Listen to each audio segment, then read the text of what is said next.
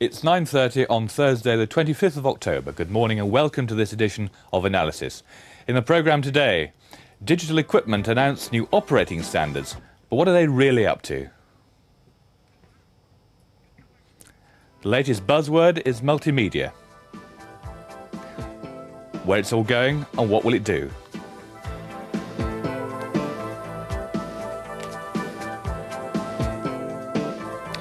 In Face to Face, John Scarrett of the Telecom Users Foundation talks about new technology and the human element. And the cellular phone comes to Hungary.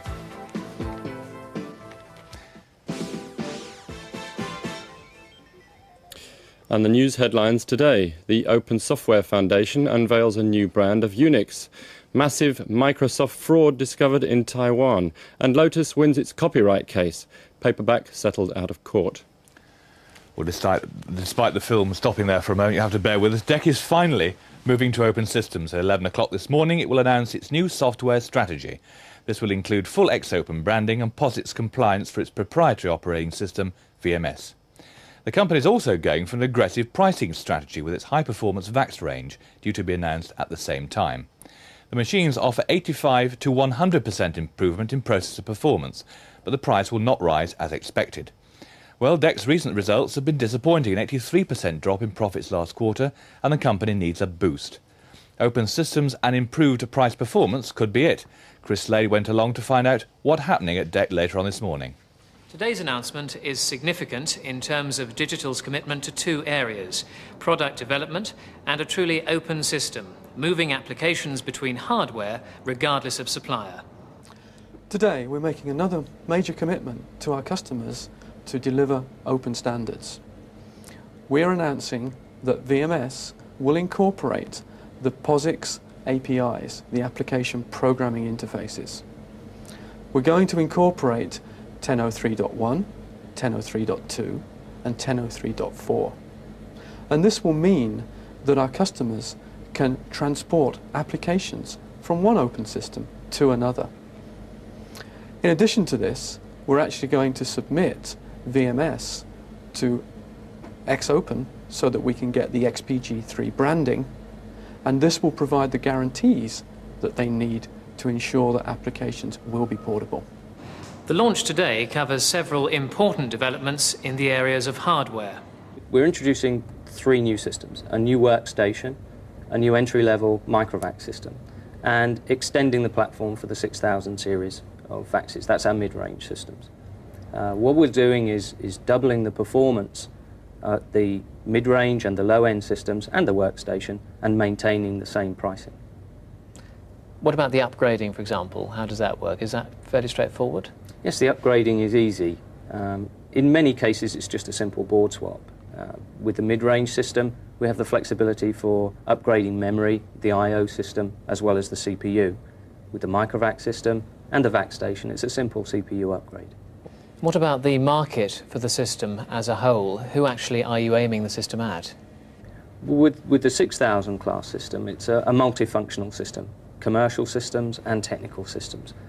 BSB, as an example, uses the 6000 series system for its transmission scheduling, amongst other things. So it's multifunctional.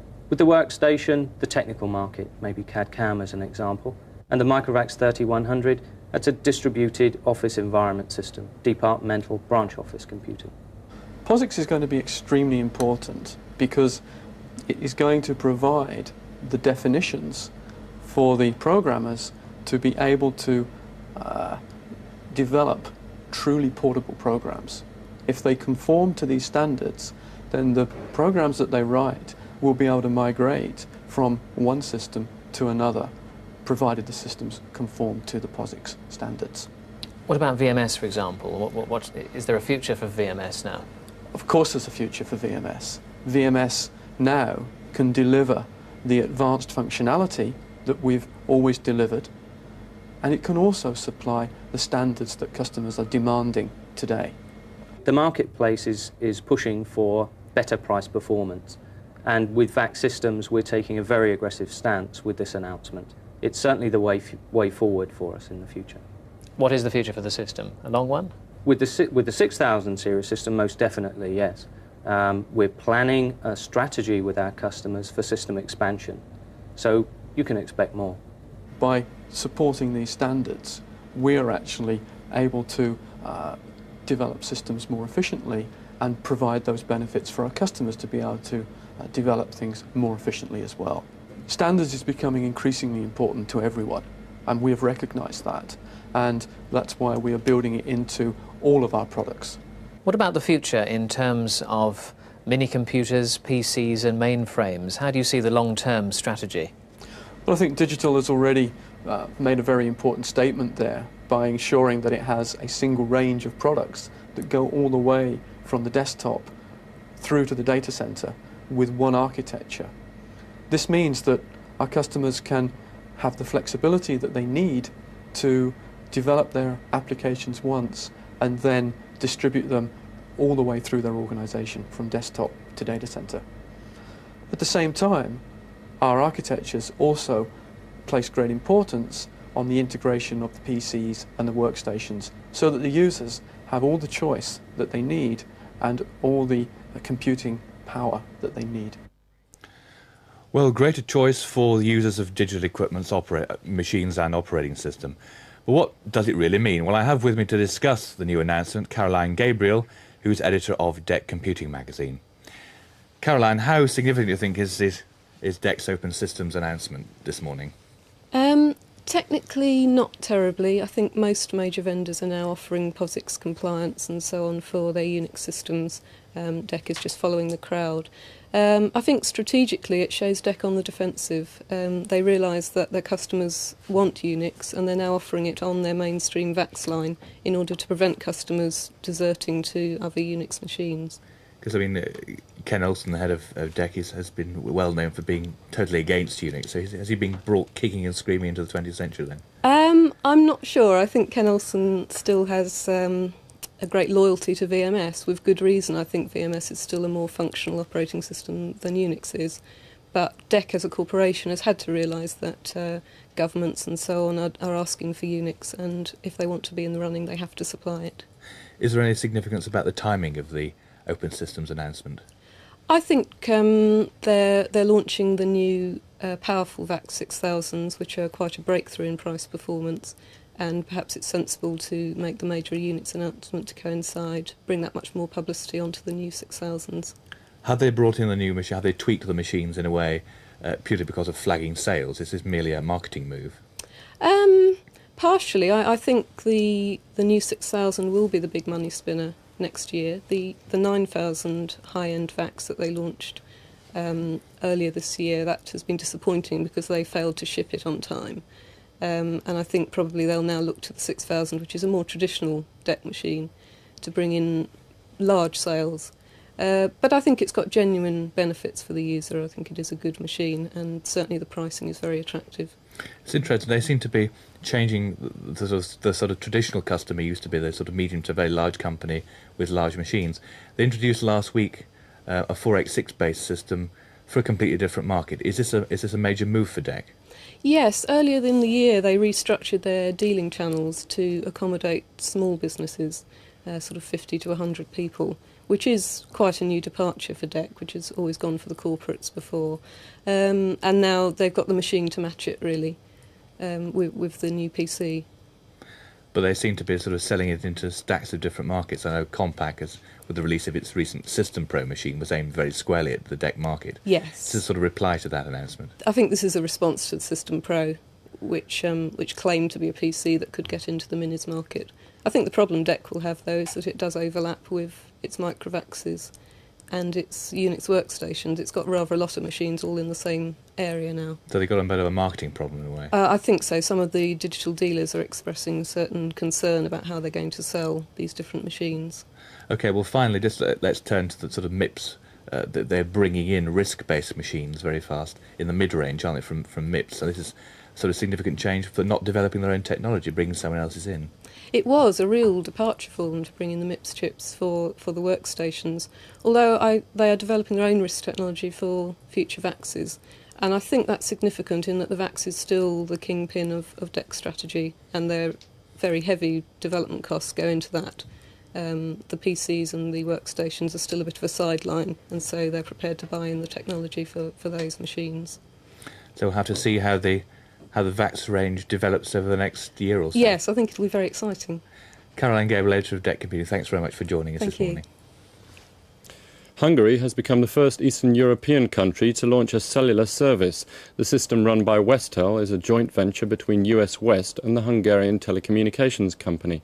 Around 6,000 subscribers are expected to use the service by early next year at a cost of about £50 per month. The system was officially launched when Hungary's Trade Minister phoned through to America's man-on-the-move, Vice President Dan Quayle. Trade Minister Peter Bosz gave a clear indication of the importance of cellular in a country where the waiting time for a phone is, on average, about 12 years. Hello, this is Peter Bosz speaking from Budapest. I'd like to talk to the Vice President. Just a moment, sir. Thank you. Well, this is Dan Quayle. This is Peter Bosz, Minister of Industry and Trade. Good morning, how are you? Good morning, I'm doing fine. The cellular phone is a remarkable piece of equipment, isn't it? Yes, especially for me because I had to wait 8 years to my telephone line. I sooner had a car than a telephone in Budapest. You know, here the biggest hindrance to economic development is the rundown telecommunication. Certainly appreciate your call, and especially once again want to take notice of all the democracy and freedom that is taking place in Hungary and the rest of Eastern and Central Europe. Westel's joint MD Josef Peter explains the need for cellular.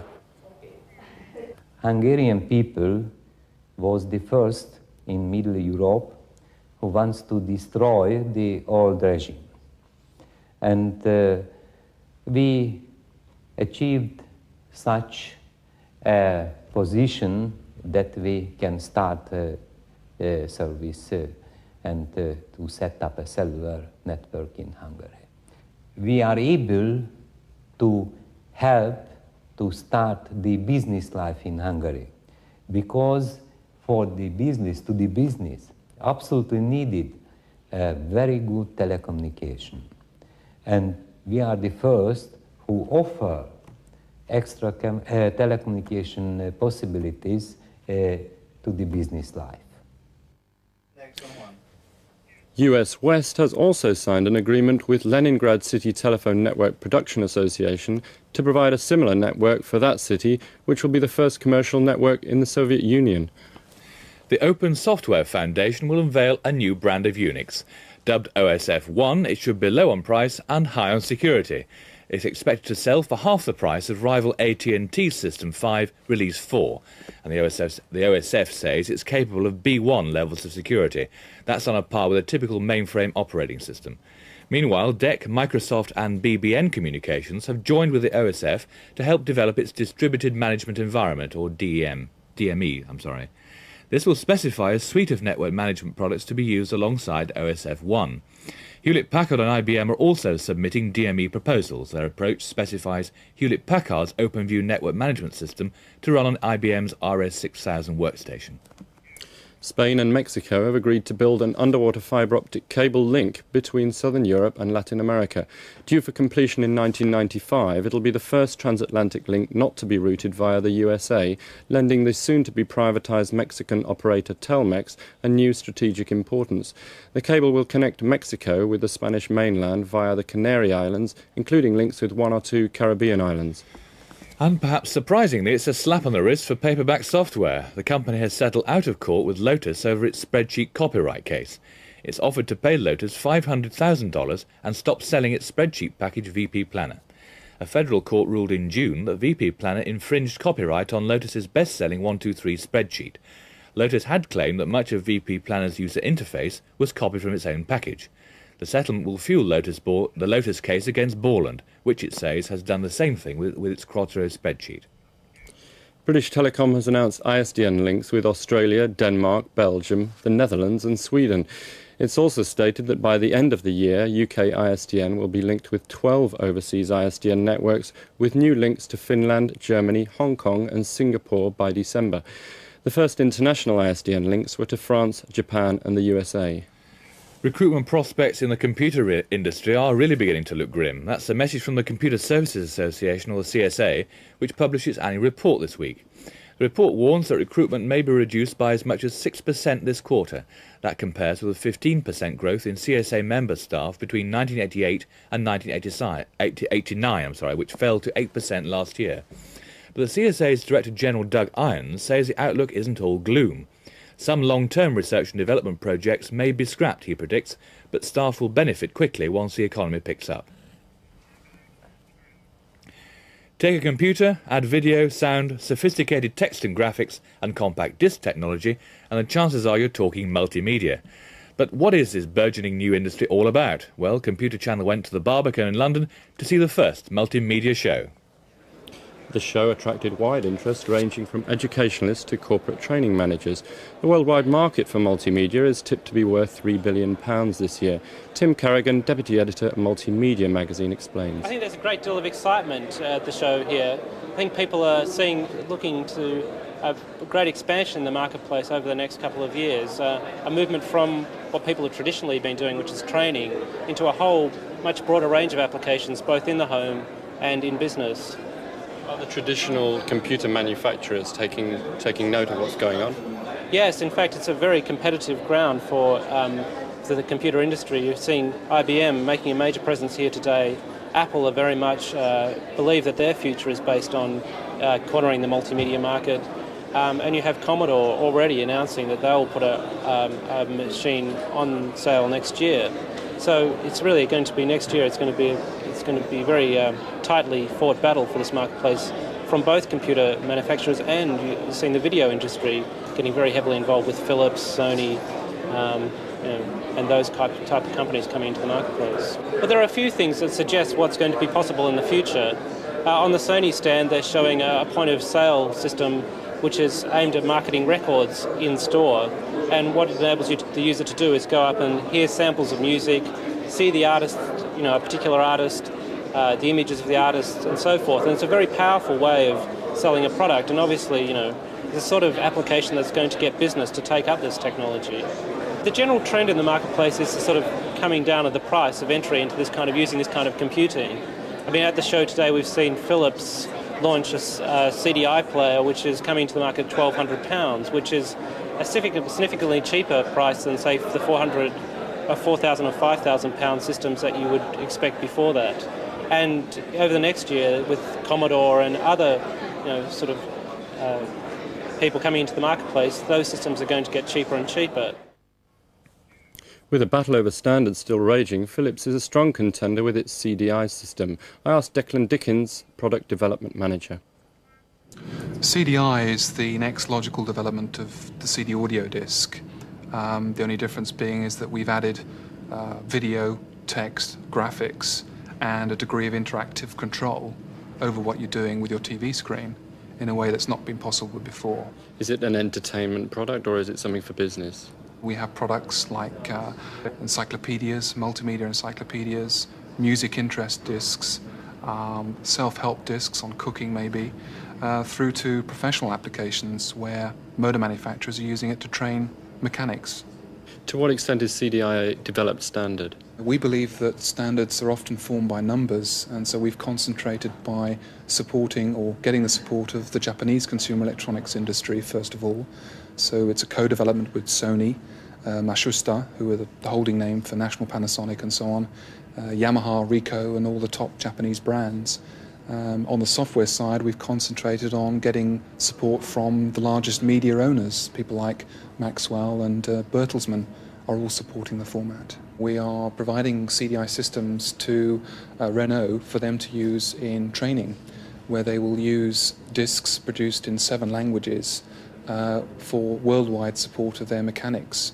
The low cost of the units, plus the ability to plug into any television set in the world, whether that be in South America or in France, is clearly a benefit to them.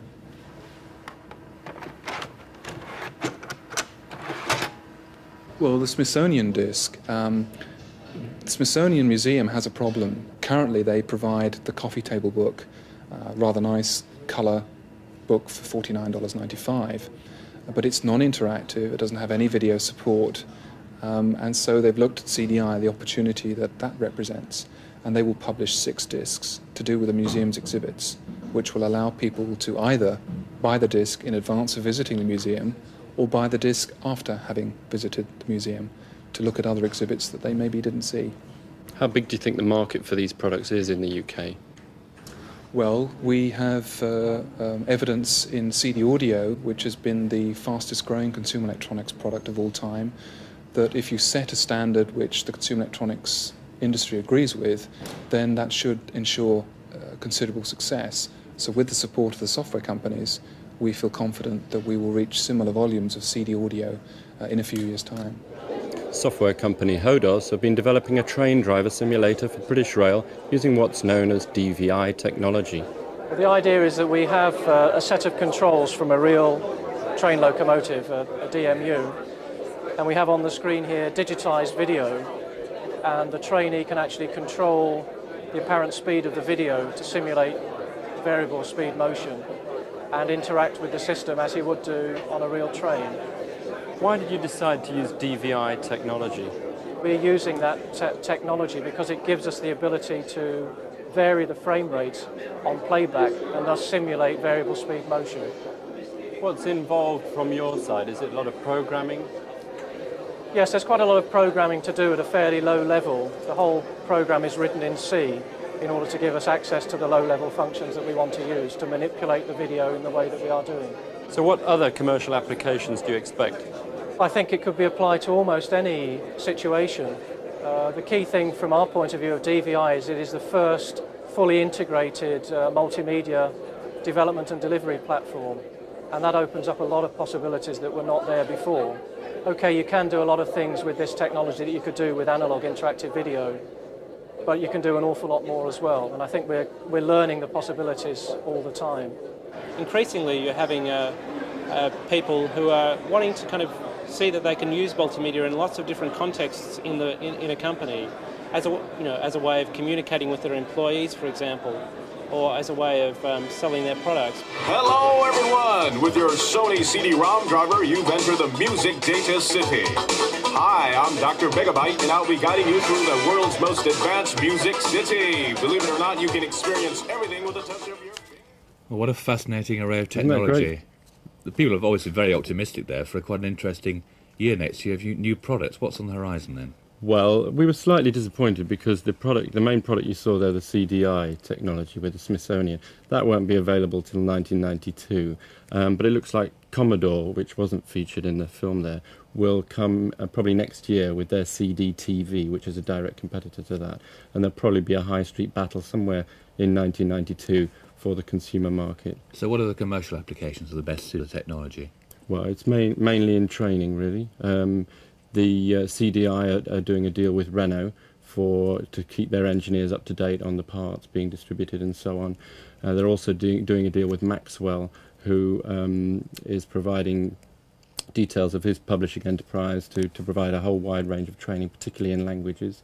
And also things like the point of sale, which you saw, which will be a big boon on the high street. Finally, it's a nightmare with the standards side, as usual. What will be the outcome? Well, can't really tell at the moment. It's definitely a battle between the Japanese and Intel's DVI chip, and it's anyone's guess at the moment, really.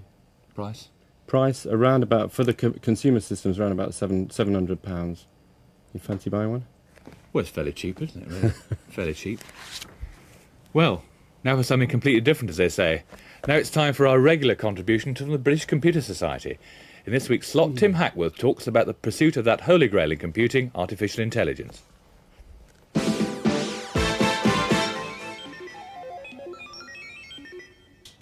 Last month, I had the good fortune to take part in the 3rd International Congress of Informatics Associations, which was held in Rio de Janeiro. But I'm not here to dwell on the very real delights of the Copacabana beach, nor indeed on the ecology of the Brazilian rainforests. Indeed, I want to talk about the limitations of artificial intelligence systems, a subject dealt with at the Congress in some depth. Basically, the message was that expert systems can only complement, not replace human skills. Users should know the potential and the limitations of the system they're using and be aware of their own responsibility in taking, or not taking, the system's advice. Systems could be no better than the data, inference rules and values built into them. As our own Professor Margaret Bowden of Sussex University put it, programs consist of facts, inferences, if this then that, and values. All three are challengeable, and it follows that no computer system can ever be objective. Professor Theodore Roszak, who holds the chair of history at the California State University, took a rather different view. Playing devil's advocate, he started by saying that from a historical perspective, a technology like IT has matured when it begins to create as many problems as it solves. He made 5 points. First, computer science has become a contemporary variation of epistemology. At the risk of patronising many of my listeners, epistemology is the theory of knowledge and the critical study of its validity, methods and scope. Second, information technology is the application of computers to what they do best.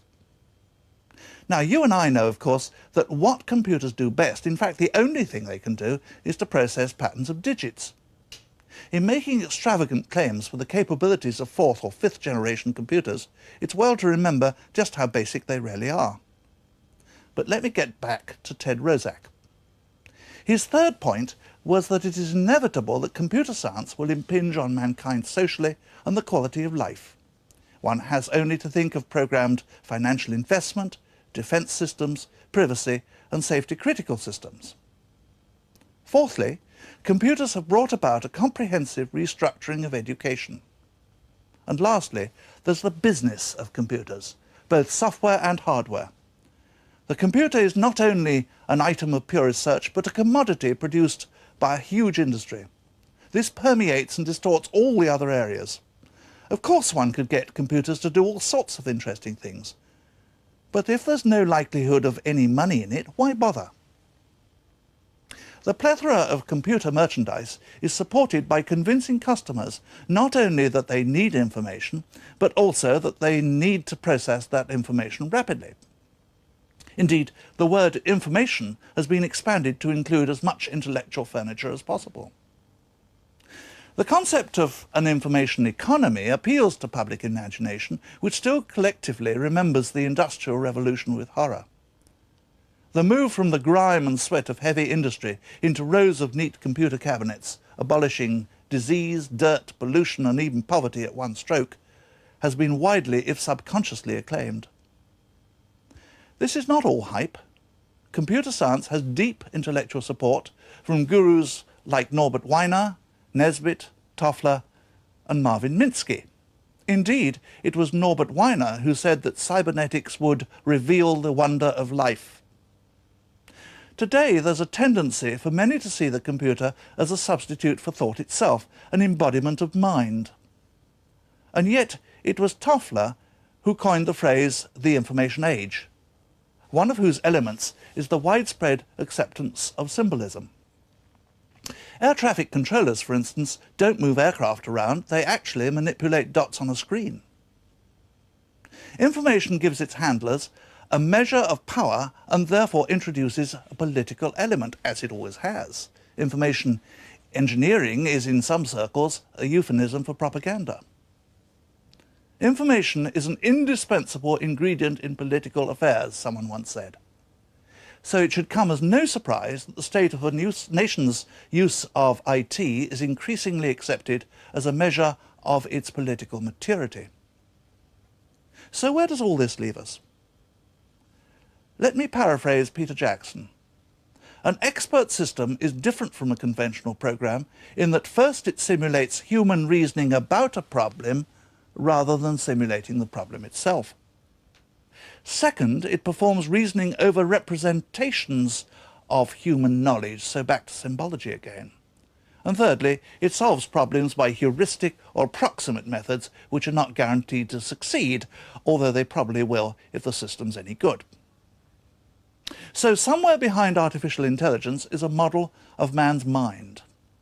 But it is a very approximate model and valid only for a tiny subset of human experience. Professor Ted Roszak was quite clear about his conclusions. The intelligence of machines is radically different from human intelligence, he said, and they should not be trusted to make judgments which require the benefits of human experience. Tim Hack was there with a thinking man's guide to artificial intelligence. Well, nearly a year ago, the Telecommunication Users Association launched a non-profit-making research arm called the Telecommunication Users Foundation. In today's Face-to-Face, Ken Young talks to TUF Director John Scarrett about the progress they've made so far.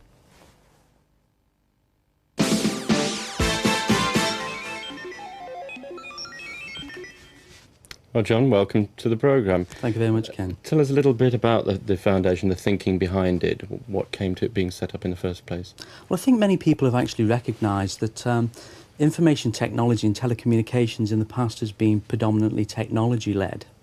And there was a recognition of the fact that more research needed to take place, which really put people at the centre of developments. So the Telecommunication Users Foundation is primarily about the usage, how it affects people's lifestyles and improving efficiency in companies. So we're very much focused on applications, and that was the need for the foundation as we saw it. So what's been the response of people that you've been hoping to join? Is it just purely been TUA members or outside? Well, very much so. It's actually been very encouraging. I'm particularly encouraged to see more and more IT people who recognise the place that telecommunications has got in the future, who've been joining the foundation. So we've got IT people from places like Sun Alliance, Merrill Lynch, Barings, Warburgs, and then on the supplier side, we've actually been very encouraged by people like DEC joining, Sun Microsystems, British Telecom, and Mercury. So we've got quite a good mix, really. Did you actually, within the TUF, come up with the initial ideas for research, or was that a response to what the new members actually wanted? We really did a straw poll of the initial members and came up with a list, if you like, which was privatised for our research for the future. And that's really broken down into four main areas. That's the private user, the business user, people on the move, and a 1995 to 2000 working party, which is a little bit more futuristic. Okay, let's look at some of that research then, starting off with on the mobile side of things. How did you go about it? It's obviously a very wide area to cover. What did you do? Very much so, yes. I mean, we've recognised the massive change that's taken place in the mobile arena with so many new systems coming about. We're trying to focus on, as I mentioned before, people, businesses, and the extent that they actually need to communicate when they're out of the office and on the move. Our initial study focused on the small to medium business, and their needs are obviously a lot different to the needs of a major multinational corporation. What are their needs then? Well, very much they're looking at a one-stop shop, a total solution, the sort of usual jargon that we talk about. They're really looking for a cost-effective approach, and they're looking for portability. They're looking for size of handset, communication on the move, paging facilities, all integrated into one package. Did your research pick up the problems going on in the industry at the moment with the fallout of some of the airtime providers and how that's affecting customers and so on? I mean, we had yesterday news of another airtime provider going down. Was that an aspect of it, or was it prior to the recent? It's very interesting because it's actually the perception of the user is very much based on the service that they use. So in other words, their perception is of Racal, Vodafone and Cellnet rather than the actual service provider. But obviously the service provider has got a major part to play in retaining the loyalty of that customer. What about the question of PABX systems? You've actually looked at how they're being used in practice. I mean, bringing it to home this point of how people use the technology. Yes. What have you found there? Well, we're very much in favour. TUF is founded on the belief that people are at the centre, so we're very much in favour of user-centred design, that systems and technology is based upon the people that actually use it. Human factors, things such as this, we're very strong on. And what we've recognised is that when you actually look at most PABX systems, a large majority of the features are not actually used by the end user, and that was the key thing that came out of our research. In general, are switch exchange operators happy with their lot, or do they feel totally ignored by most people in the company? Well, it was very interesting because the research highlighted the fact that although a lot of switchboard operators are told that they're an integral part of their company's image, they tend to feel isolated and very often taken for granted, and yet they're actually presenting the image of the company. So is your advice to your members that they should talk to them more when they're planning new systems? Is it a realistic advice? Absolutely. I mean, that's what came out of the research. Almost 50% of switchboard operators had never ever been consulted prior to their company actually installing a system, and they are the actual users. So what about plans for further research? Where is the TUF going? Well, we're very much we're looking to the future. We're looking obviously at Europe and the integration across Europe of networks and systems. We're just embarking on our business user research, looking at network and facilities management, integration of networks across multinational corporations, right down to the needs of the small business again. So what will be the first approach in terms of networking? Because that's obviously an area that's very, very current right now. Right. Well, the actual approach that we're taking is that we felt very much that there needed to be a practical output from the research. And the way in which we're actually going to achieve that is that we're going to found our research on case studies, use models of hypothetical companies, and then apply all the various technologies and systems to that company. And then as new developments take place, continue to use that model, that company, almost as though it was a real live company. Well, what's your personal view, John, about the situation that we're in now with the duopoly review coming along? Do you find that your members are holding back, as it were, until the results of that come in late November to beginning of next year? Yes, I think that's very true. I mean, for example, the PCN operators and the cable network operators are not really at the stage where they want to actively involve themselves in user initiatives at the moment, because they're really waiting for the full outcome of the duopoly review. I'm just looking forward to when the whole thing is resolved and we can actually get on with some exciting new research next year. Do you actually plan some research with respect to the review? I mean, will you look at pricing strategy in relation, if the market is more open and there is more choice? Will you research? We've tended to avoid regulatory and pricing issues, but we are particularly keen on. We're carrying out some initial research at the moment into neighbourhood telepoint, which is something which is being considered by Oftel at the moment, which will effectively mean cordless telephones in the neighbourhood. Mm-hmm. Are you optimistic about that yourself? There's been a lot of criticism of telepoint. There's been a lot of criticism, yes, but I think, as they say, never say die. BYPS have come into the market. They're putting a lot of money behind it, and I think there's a place for cordless telephony in the future, particularly on the business side as well. And finally, do you see the TUF as being seen very much separate from the TUA, or do you want the image to be one of two organisations together? We're not afraid to admit that we were actually created by the TUA, but the TUA's role is so different. I mean, the TUA are very clearly a lobbying force on behalf of the user, particularly in relation to regulatory issues and tariff policies, quality of service and so on. We're really about the application of technology, lifestyles, people and so on. Great, John. Well, thank you very much for coming on the programme. Thank you very much. We look forward to hearing more as your research develops. Thank you. Over to Clive. John Scarrett talking to Ken Young. John, arguably one of the most interesting telecom areas going at the moment. Well, the use of computers in the high street has become all the more obvious with laser scan checkouts, credit card readers and barcodes. But now ICL has produced a whole new idea in stock control and management based around its DRS 6000 Unix machine. Chris Slade has been talking to Jeff Ward about their new range of products. We start off with a file management system, a system that will poll out to each of the stores, sending down price and product updates to each of the stores, and pulling back the item level cache details that have been happening throughout the day's trading, pulling those back into the center. We then load that information down onto a relational database and then strip off data from that relational database into an executive information system so that we've got a good graphics interface for the likes of the operations manager or merchandisers so they can see how the stores are performing in flight as it happens. And the DRS 6000 is at the centre of the system?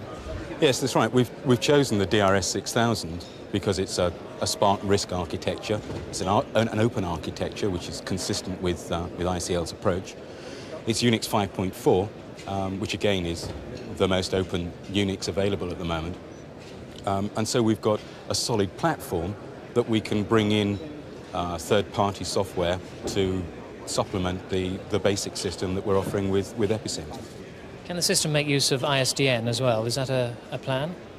That's certainly a plan, yes. The retail file management system that's the core of sending out the data obviously is constrained at the moment with the protocols used in the store. So if the store runs 2780, you've got to run 2780. But the developing systems from ICL will incorporate ISDN, and as British Telecom build a commercial operation in the UK with that, we're already have available now systems that will take advantage of that and take advantage of that speed of transmission that the retailers are crying out for now. So could you explain how this would work in practice with, say, a set of retail shops? Well, if you were running a set of 50 shoe shops, you'd start off with this sort of overview, giving you a basic picture of the store performance. From there, you'd probably look in a bit more detail at the gross profit. And that shows you a colour-coded analysis of what lines of products are performing well, which ones you've got problems on. From there, going back again to the top-level view, you could then look at the sales value, look at the sales analysis in more detail, and in this one, looking at 3 weeks rolling average to see how you're performing there. Can you actually do projections as well? You can see what stock you might need to buy in the future? Certainly, you're looking at the forecast of business, and from there, the stock levels and the open-to-buy position. I know it's very difficult to be specific, but how much would a system like this cost? Well, the starting price for the DRS 6000 is £63,000, but obviously it's totally dependent on the size of the store operation and the facilities you're building into the system to meet your requirements. It would seem to be, in a sense, a good idea, and in some ways a surprise no one has arrived at this before. Is demand very strong for this at the moment? People have used it before, obviously, have worked that way before, largely on large mainframe systems. Today, though, the retailing marketplace is changing at such a rate that it becomes difficult to keep changing the mainframe systems. With the power of the DRS 6000 and the tools available under Unix, we can get a lot more flexibility into a system and therefore meet the requirements of a retailer more closely.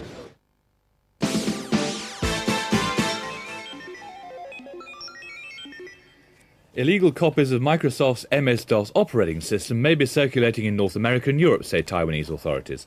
A surprise police raid on Taipei-based Data State Corporation uncovered 5,500 unauthorized copies of MS-DOS and 18,000 manuals. Along with packages already shipped, this represents a possible $4.5 million displacement in legal sales. Data State is believed to have sold copies to resellers in Taiwan, North America and Europe. The counterfeit packages bear the Microsoft logo and appear identical to true copies.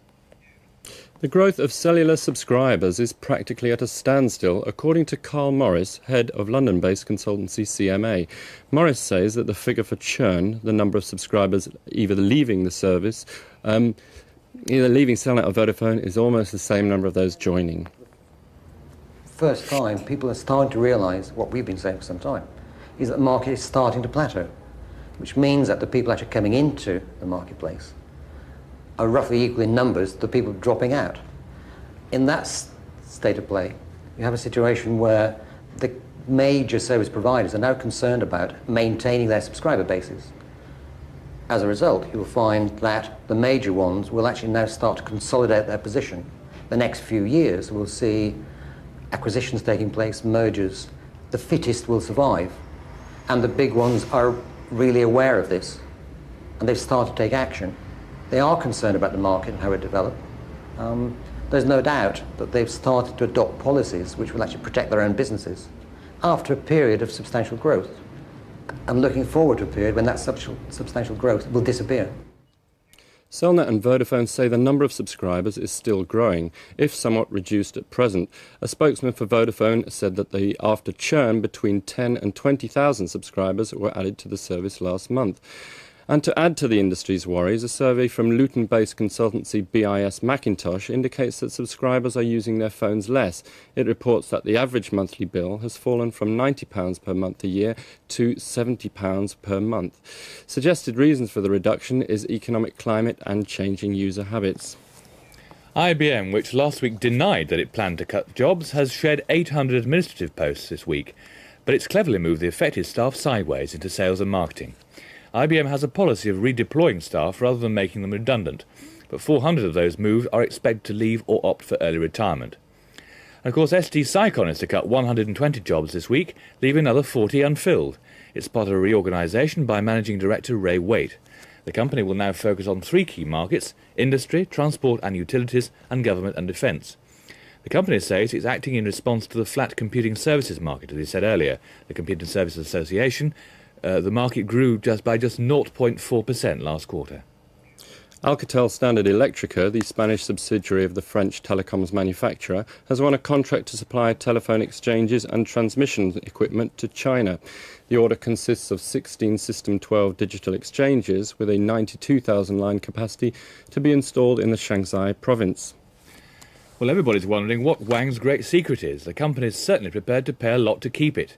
Fred Wang is still earning the equivalent of £224,000 a year, despite resigning as president 14 months ago. The payment is part of a non-disclosure pact which lasts until 1993. On top of this, he gets a director's payment of £12,000 a year, plus $800 for each board meeting he attends. And he's not the only one. Another former employee, Ian Deary, now at Apple, picks up around $20,000 a month. For American troops in the Gulf, life in the desert is probably pretty dull at the best of times, but morale was recently raised with the offer by AT&T allowing them to make free calls home. Sadly, the offer has become a victim of its own success. In the first week of operation, 100,000 calls were made at a cost of £400,000, and now AT&T has dropped the free service following complaints from Saudi officials that international lines were permanently jammed. When we think of IT, it's mainly about the more predictable items, the computer itself and the software programs. Very rarely do we consider the infrastructure that has to support the technology. But that's a big mistake. The building you're actually working in can seriously hamper expansion. In this week's Viewpoint, journalist Jim Costello looks at the solution, the intelligent building.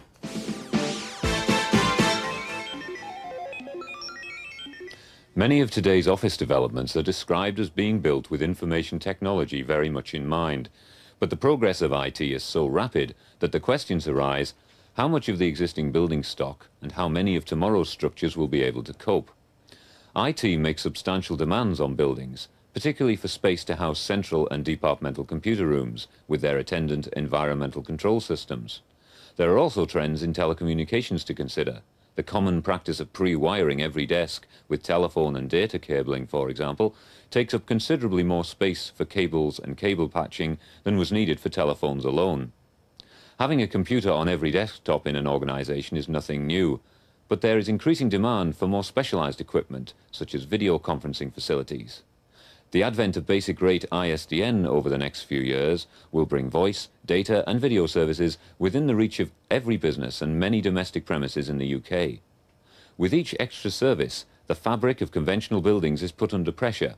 Pressure of space, pressure in meeting fire and other regulations. If that was not enough, as technology advances, users' expectations get higher.